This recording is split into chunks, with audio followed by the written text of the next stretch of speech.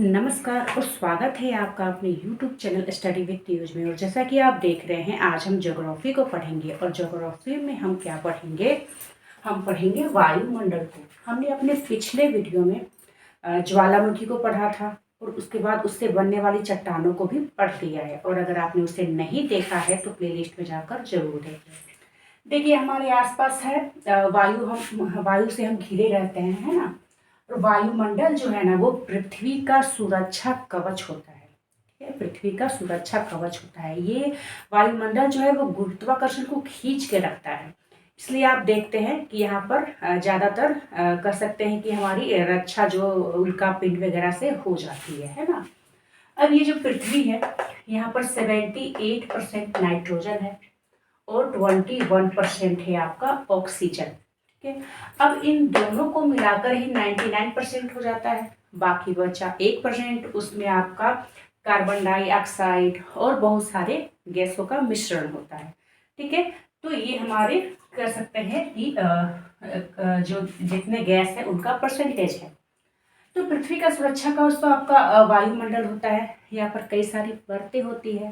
ठीक है, मान लीजिए ये आपका है पृथ्वी। ठीक है, यहाँ पर हम रहते हैं, पंछी, पेड़ पौधे, बादल, बारिश, हेलीकॉप्टर, बादल, ये सभी जो है हम कहेंगे इसको क्षोभ मंडल। पहला मंडल है, पहली परत है, वो है क्षोभ मंडल। इसकी कह सकते हैं ये 8 से 14 किलोमीटर तक रहता है। ठीक है, ये पृथ्वी है, यहाँ से 8 से 14 किलोमीटर तक ये रहता है, यहीं पर हम रहते हैं। मौसम संबंधी सारी घटनाएं इसी क्षोभ मंडल में होती है, जैसे कि पानी, वर्षा का होना, ठीक है, बिजली का गरजना, पेड़ पौधे, जीव जंतु, ये सभी। और यहीं पर हेलीकॉप्टर भी उड़ता है, वायुयान नहीं, हेलीकॉप्टर। बादल भी आपका यहीं पर है। ठीक है, अब देखिए इसके बाद पृथ्वी, अब देखिए आप समझिए एक अपवर्तन। अपवर्तन क्या होता है? तो जिससे हम आर पार को देखते हैं ना, जिस चीज से हम आर पार के कह सकते हैं कि वस्तु को देखते हैं, तो हम उसे अपवर्तन कहते हैं। इस अपवर्तन के कारण ही पानी में डूबा हुआ जो सिक्का होता है ना, हमें वो थोड़ा सा ऊपर दिखता है। इस अपवर्तन के कारण ही 2 मिनट तक सूर्यास्त होने के बाद भी सूर्य हमें दिखता रहता है। इस अपवर्तन के कारण ही सूर्योदय के होने से कह सकते हैं कि 2 मिनट पहले ही सूर्य की जो लालिमा है वो हमें दिखती है। मतलब इस अपवर्तन के कारण ही, इस वायु मंडल के कारण आप समझ सकते हैं कि 4 मिनट दिन की अवधि जो है वो बढ़ जाती है।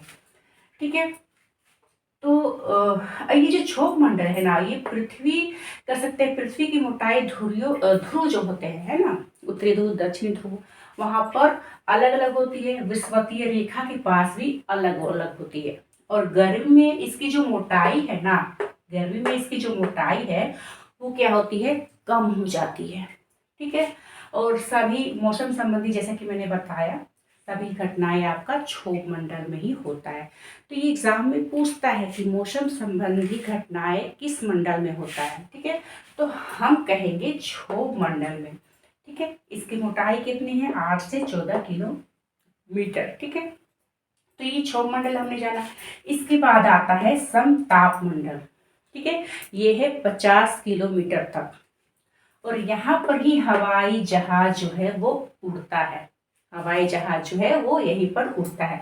यहाँ पर तो उड़ ही नहीं सकता है, काफी नीचे है ना। अब ये ओजोन है ना, आप जानते हैं ये हमारे रक्षा करता है। जो हानिकारक किरणें हैं उससे पृथ्वी पर रक्षा करता है। लेकिन इस हवाई जहाज से निकलने वाला जो ईंधन होता है, जो धुआं होता है, जो प्रदूषण होता है, उसके कारण ओजोन परत में छेद आपने सुना होगा होने लगा, जिसके कारण हमें चर्म रोग वगैरह, गोरे लोगों में कैंसर की समस्या, ये सभी होने लगा। लेकिन अब जो है जो ओजोन परत है, जो कर सकते हैं, ओजोन जो है उसमें जो छिद्र था वो अब भरने लगा है।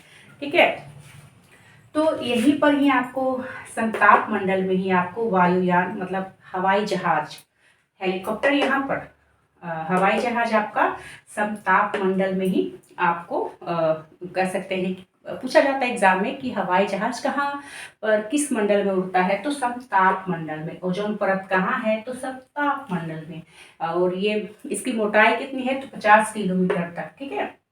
और इसके बाद है आपका मध्य मंडल, क्योंकि ये मंडल जो है वो बीच में है, तो इसलिए हम इसे कहेंगे मध्य मंडल। लेकिन इसे हम पढ़ेंगे अपने नेक्स्ट वीडियो में। तब तक के लिए इसे पढ़ते रहें, समझते रहें।